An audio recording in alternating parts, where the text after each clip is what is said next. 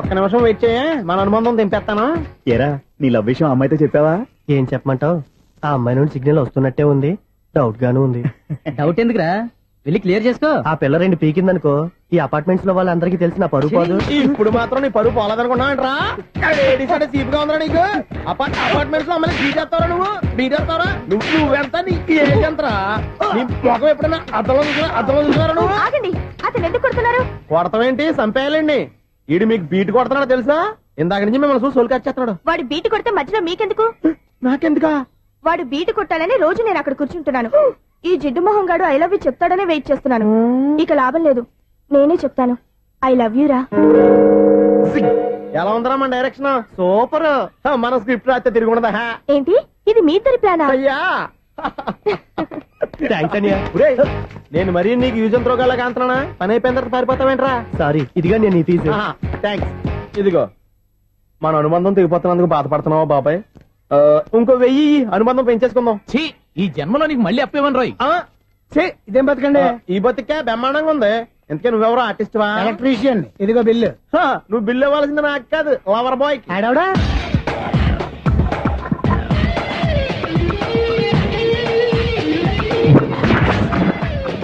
Welcome madam, may I help you? చేసి help చాలు గానీ పెద్ద మోడల్ డ్రెస్ కుడతానని చెప్పేసి ఏంటి ఈ కొండ జతలు వేసుకుని రోజు కుట్టావు? ఈ డ్రెస్ లో మీరు టార్జాన్ సుందర్లా ఉన్నారు. టార్జనా నూర్జనా? ఏంటి వెనకాల ఎంత ఖాళీ? వెంటిలేషన్. జాకెట్ కి వెంటిలేషనా? యా, అలా ఉంటేనే వాస్తు ప్రకారం గాలి వెలుతురు బాగా తగులుతాయి. గాలి వెలుతురు తగులుతాయి లేదో నాకు తెలియదు గానీ నేను ఇక్కడికి వచ్చే లోపు 2 ఆటోలు ఒక స్కూటర్ తగిలాయి. ఈ జాకెట్ లో ఉన్న మ్యాగ్నెటిక్ పవర్ అదే. మ్యాగ్నెట్ అని బొంద. ఓకే ఓకే, మీకు అంత ఇబ్బందిగా ఉంటే మోడల్ ఇప్పుడే మార్చేస్తా.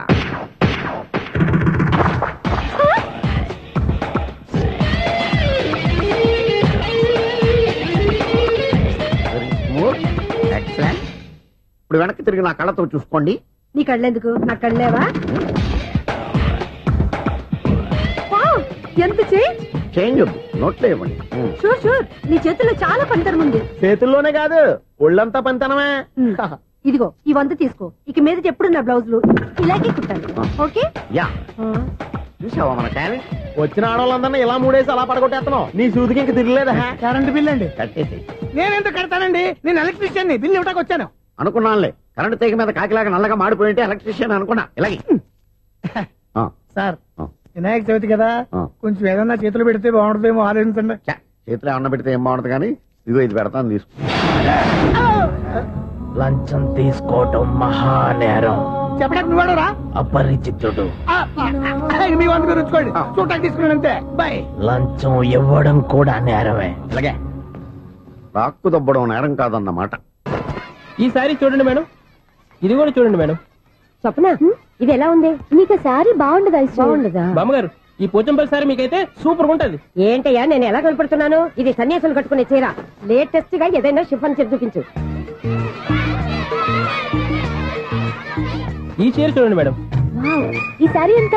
1300 అమ్మా. 1300? ఎందుకయ్యా దాన్ని 1300? ఒక్కసారి అవుతుందే డోర్ కట్టిన కూడా పని చేయవు. ఇచ్చే రేట్ చెప్పు. ఏమయ్యా ఆఖరిసారిగా అడుగుతున్నాను, 300కి ఇస్తావా? అంత రేట్ ఏందిలే మేడం, ఫ్రీగా తీసుకోండి. ఏం ఒళ్ళు బలిసిందా? ఒంటరిగా ఉన్నాను కదా అని సరసాలు అడదాం అనుకున్నావా? ఎవరు? నేనా? మీతోనా? ఏ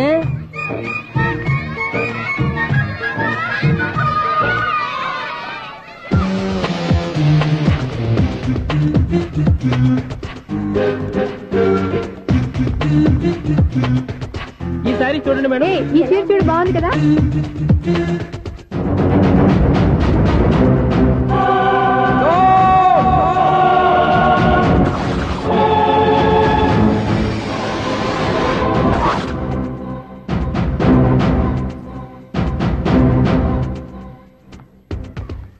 మీరు అసలు మనుషులేనా?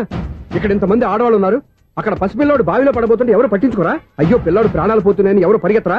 చీరలో బట్టలు కొనుక్కోవచ్చు, తప్పులేదు.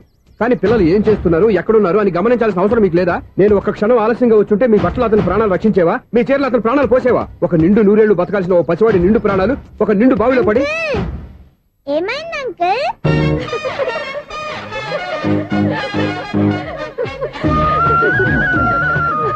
అయ్యో బాబు, అది క్లోజ్డ్ బావి, వాస్తు కోసం అలా ఉంచాం. అది క్లోజ్డ్ బావి అయి ఉండొచ్చు, కానీ సపోజ్ అది ఓపెన్ బావి అయి ఉంటే, అదే డెప్త్ బావి అయి ఉంటే, ఆ పిల్లాడు చెవును అరిచి లోపల పడిపోయి ఉంటే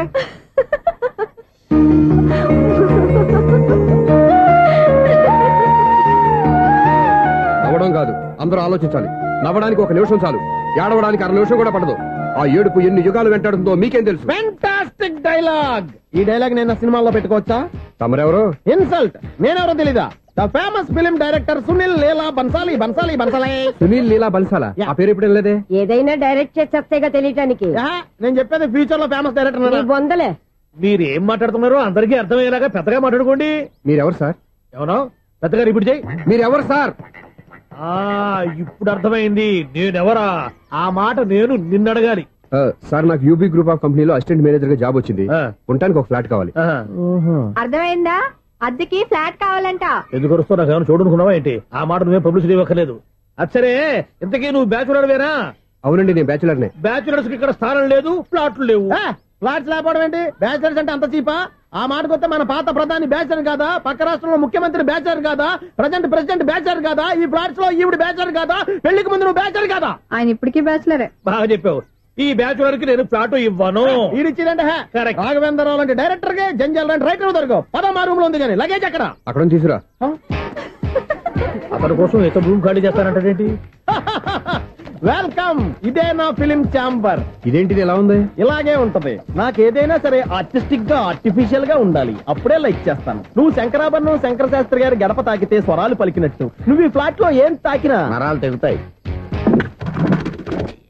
ఈడేంటి పట్టపగల తాగేస్తున్నాడు? వీడికి ఇంకో క్వాలిటీ కూడా ఉంది. కాస్ట్యూమ్ డిజైనర్ కూడానే. సమంత ఫాక్స్ దగ్గర నుంచి సుమంత దాకా ఈడే కొడతాడు. ఏంటి చెప్పులా?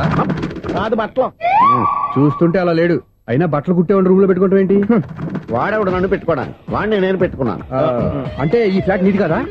టాలెంట్ తప్ప ఈ ప్రపంచంలో నాకంటూ ఏదీ లేదు. నా అదృష్టం కొద్దీ ఆయన ఈ ఫ్లాట్ ని అద్దెకి తీసుకున్నాడు. అందులో సగం నాకు అద్దెకిచ్చాడు. అందులో సగం నేను నీకు అద్దెకిస్తా. ఓహో, అండర్స్టాండింగ్. ఆహా. ఇంతకీ అద్దె ఎంత? అది నన్ను అడుగు. 6000. అయితే 2000 ఇస్తే సరిపోతుంది. ఎలా సరిపోద్దండి? ఆయన ఈ ఫ్లాట్ ని 6000కి అద్దెకి తీసుకుని అందులో సగం 2000కి నాకు అద్దెకిచ్చాడు. అందులో సగం 4000కి నేను నీకు అద్దెకిస్తాను. ఈ లెక్క ఏంటి ఇంత కన్ఫ్యూజ్ గా ఉంది? నీకే కాదు, మొదటి నుంచి వాడు నాకు కూడా అలాగే చెప్తున్నాడు. ఈ కన్ఫ్యూజన్ ఏమీ లేకుండా ఉండాలంటే 4000 ఇచ్చేయండి, సరిపోద్ది. 4000 మరీ టూ మచ్ గా ఉంది. అయితే 6000 ఇచ్చేయండి. ఏయ్ సునీల్,